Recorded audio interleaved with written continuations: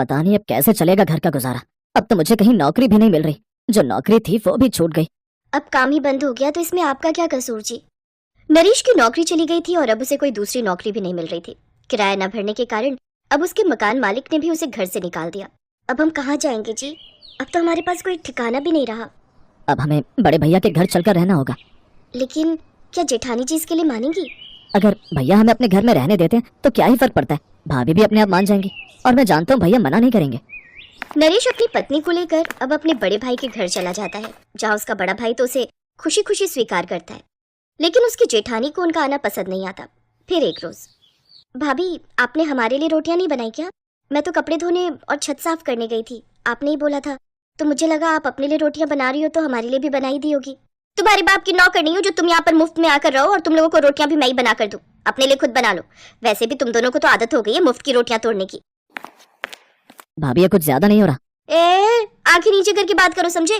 और अब तुम भी खुद के लिए कोई नौकरी ढूंढ लो, फिर जल्दी से जल्दी यहाँ से चलते बनो। मुफ्त का राशन खाने में लगे हुए हो। इसी तरह सीमा की जेठानी उर्मिला कभी राशन को लेकर, कभी जॉब को लेकर, तो कभी किसी न किसी चीज को लेकर हर वक्त उनको ताने देती रहती है। हालात हर किसी की असलियत सामने ला ही देते हैं। फिर एक रोज क्या हुआ उर्मिला, तुम रो क्यों रही हो? मैंने तो बस तुम्हारे भाई और भाभी से इतना कहा कि मैं 2-3 दिन काम नहीं कर पाऊंगी, मेरे पेट में बहुत दर्द हो रहा है। तभी इन दोनों ने मुझे खूब बुरा भला कहा और मुझे मारने की भी कोशिश की। आप ऐसा झूठ क्यों कह रही हैं जेठानी जी? क्यों जेठ जी को भड़का रही हैं? तुम दोनों के मुश्किल वक्त में मैंने तुम्हारा साथ दिया, लेकिन तुम तो मेरी ही बीवी को परेशान कर रहे हो। अब तुम दोनों इस घर में और नहीं रह सकते। चलो जाओ, निकलो यहाँ से और ढूंढ लो खुद का कोई नया ठिकाना। नरेश का बड़ा भाई अपनी पत्नी के कहने पर उन दोनों को घर से निकाल देता है। वो दोनों चलते चलते जंगल की ओर चल पड़ते हैं। तभी वहाँ पर एक बूढ़ा आदमी आता है। बड़ी भूख लगी है बेटा, कुछ खाने को मिल जाता तो बड़ा उपकार होता तुम्हारा। उनके पास 2 फल थे जो उन्हें रास्ते में कहीं पड़े मिले थे।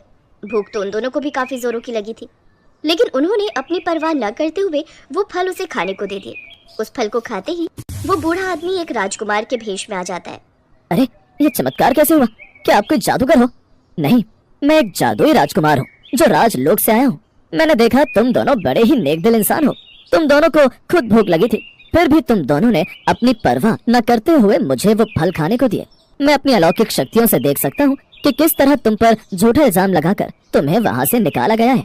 तुम्हारे साथ भाग्य ने अच्छा नहीं किया, लेकिन अब तुम दोनों की सारी मुश्किलें खत्म हो जाएंगी। लेकिन वो कैसे? ये सुनकर राजकुमार मुस्कुरा देता है और अपनी जादुई शक्तियों से वहाँ पर एक जादुई महल का घर प्रकट करता है। ये एक जादुई महल का ससुराल है तुम्हारा सीमा। चलो अब तुम दोनों मेरे साथ इस जादुई महल के अंदर चलो। वो दोनों उसके साथ महल के अंदर चले जाते हैं। अब तुम दोनों जादू से जो भी खाना मांगना चाहे मांग सकते हो। साथ ही अपनी सुविधा के अनुसार जो भी चीज चाहिए मांग सकते हो, जैसे कि ए जादुई महल, अभी के अभी इनके लिए सुंदर सुंदर कपड़े पेश किए जाएं। उसके इतना कहते ही वहाँ पर ढेर सारे सुंदर कपड़े प्रकट हो जाते हैं। अरे वाह, ये तो कमाल हो गया। सच में? अच्छा जादुई महल, हमें भूख लगी है, क्या तुम हमें शाही खाना दे सकते हो? उनके इतना कहते ही वहाँ पर ढेर सारा शाही खाना प्रकट हो जाता है, जिसे वो सब बड़े मजे से खाते हैं। आपका बहुत बहुत शुक्रिया राजकुमार जी, ये जादुई महल का ससुराल पाकर तो हम धन्य हो गए। इसके बाद वो जादुई राजकुमार उनसे अलविदा लेकर अपने राजलोक वापस चला जाता है। अब सीमा और नरेश खुशी खुशी उस घर में रहते हैं। एक रोज उर्मिला उन दोनों को महंगी गाड़ी में घूमते हुए देख लेती है और उनका पीछा करते हुए जंगल में बने उनके जादुई महल के बाहर पहुंच जाती है, जहां ऐसा ऐशो आराम देख वो जल भुन जाती है और उनके पीछे से उस महल में मिट्टी का तेल डालकर उसमें आग लगा देती है। लेकिन वो महल तो जादुई था, इसलिए उसे कुछ नहीं हुआ। उल्टा उर्मिला खुद ही आग में जलने लगती है। वो जल्दी से वहां से भाग जाती है और सामने बने तालाब में डुबकी लगा देती है। उस रोज जैसे तैसे उसकी जान बच जाती है, लेकिन उस दिन के बाद वो कभी उस जादुई महल की तरफ नहीं आती। मनीषा कपड़ों के शोरूम में नौकरी करती थी। पति विनोद भी ऑटो रिक्शा चलाता था, पर पिछले महीने ही एक एक्सीडेंट में उसके पैर की हड्डी में काफी बड़ा फ्रैक्चर हो गया, जिस कारण वो पूरी तरह से बेड रेस्ट पर था। मनीषा के ऊपर ही घर की सारी जिम्मेदारी आ गई थी। मनीषा रोजाना सुबह नौकरी पर जाने से पहले घर का सारा काम निपटाती, अपनी सास और विनोद का खाना बनाकर विनोद को दवाई देकर फिर घर से निकलती। इसी कारण कई बार मनीषा को शोरूम पहुंचने में देर हो जाती थी, जिस कारण उसके साथ में काम करने वाली एक और लड़की सुमन, जो उससे जलती थी, वो शोरूम के मालिक को भड़काती रहती थी। क्या बात है सुमन, मनीषा दिखाई नहीं दे रही? सर जी, वो तो रोजाना ही देर से आती है, जब देखो बहाने ढूंढती रहती है। कभी उसका ऑटो रिक्शा खराब हो जाता है, कभी कहती है मेरे पति की तबीयत बिगड़ गई, कभी कहती है ये हो गया वो हो गया। कुछ ना कुछ बहाने लगाती रहती है। वो देखिए आ गई है।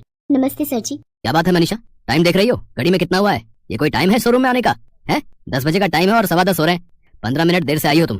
सर जी मैं 10 बजे तक आ जाती हूँ, बस आज ही लेट हुआ है। सुमन तो कह रही है कि तुम रोजाना ही देर से आती हो। इसका मतलब क्या सुमन झूठ बोल रही है? आज तो मैंने अपनी आंखों से देखा है। अच्छा बहाना बना लेती हो कमियों से बचने का। तुम्हें पता है त्योहार सिर पर है, ग्राहक सुबह सुबह आने शुरू हो जाते हैं। सुमन अकेले कितना संभालेगी? जाओ जाकर काउंटर पर खड़ी हो। और दोपहर का लंच आज तुम्हें सिर्फ 15 मिनट का ही मिलेगा, आधे घंटे का नहीं। मनीषा चुपचाप काउंटर पर जाकर खड़ी हो जाती है और ग्राहकों को कपड़े दिखाने लगती है। सुमन मन ही मन हंस रही थी क्योंकि मनीषा की डांट पड़ने पर वो बहुत खुश थी। मनीषा सुबह से भूखी थी क्योंकि घर के कामों में उसे अपने लिए कुछ खाने का समय ही नहीं मिला। वो बेचारी पूरा दिन खड़े होकर काउंटर पर ग्राहकों को देखती रही और सुमन बार बार बहाने से स्टोर रूम में जाती और कुछ न कुछ खा पी कर फोन पर लग जाती। मनीषा ने पूरा दिन कुछ भी नहीं खाया था और शाम को भी जब वो घर पहुंची तो घर के कामों में लग गई। उसकी सास कोई भी काम करके राजी नहीं थी, बस सारा दिन बैठी रहती थी।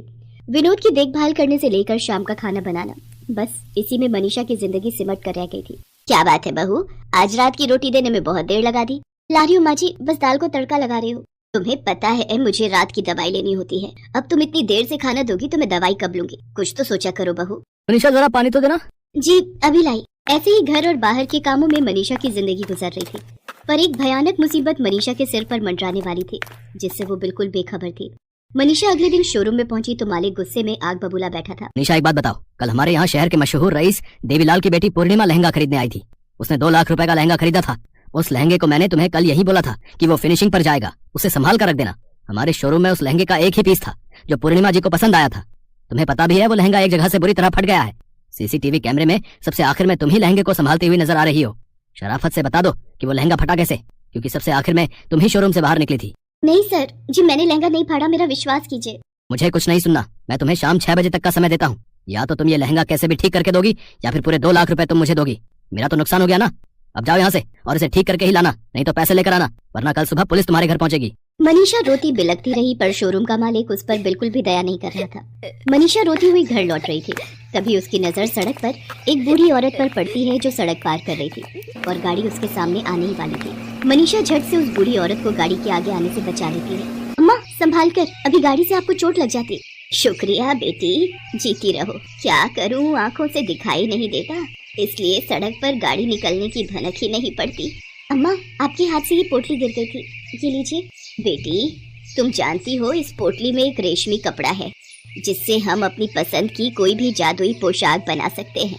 किसी जमाने में मैं एक बहुत बड़ी जादूगरनी थी और इस कपड़े की सहायता से बहुत सुंदर सुंदर पोशाक बना लिया करती थी, पर अब उम्र के साथ मेरी आंखें भी कमजोर हो गई हैं और मैं नहीं चाहती कि मेरे बुढ़ापे का फायदा उठाकर कोई इस कपड़े को चुरा कर ले जाए, इसलिए इसे पोटली में बांधकर अपने साथ रखती हूँ। पर मुझे लगता है अब मैं ज्यादा दिन तक इस दुनिया में नहीं रहूंगी और मेरा इस दुनिया में कोई भी नहीं है, इसलिए ये रेशम का कपड़ा मैं तुम्हें देती हूँ। इसकी सहायता से तुम कोई भी पोशाक बनाकर बेच सकती हो और अपना खुद का व्यापार कर सकती हो।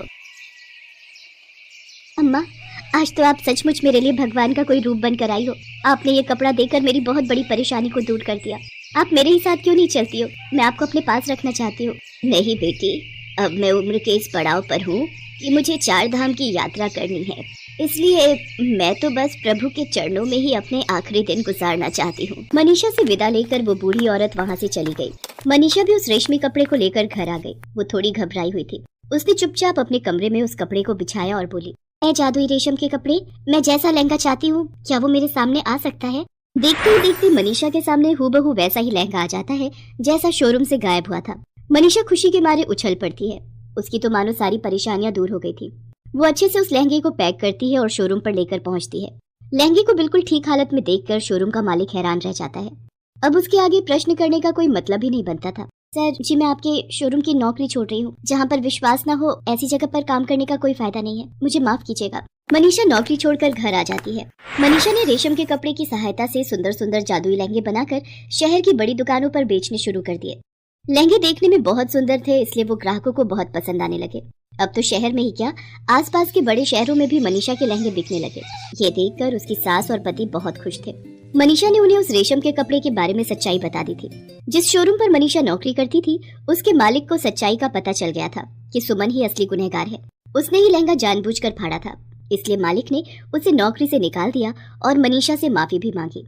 मनीषा ने उसे माफ तो कर दिया पर उसे अपने लहंगे नहीं बेचे, जिससे वो लज्जित होकर वापस चला गया। धीरे धीरे मनीषा ने विनोद का अच्छे अस्पताल में इलाज करवाया और वो भी ठीक हो गया।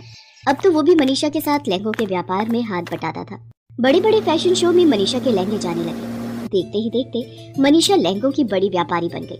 आज उसने अपनी सास और पति विनोद को वो सारी खुशियां दे दी थी जिसके लिए वो हमेशा से ही तरस रहे थे। आखिर औरत लक्ष्मी का रूप होती है, ये मनीषा ने साबित कर दिया था।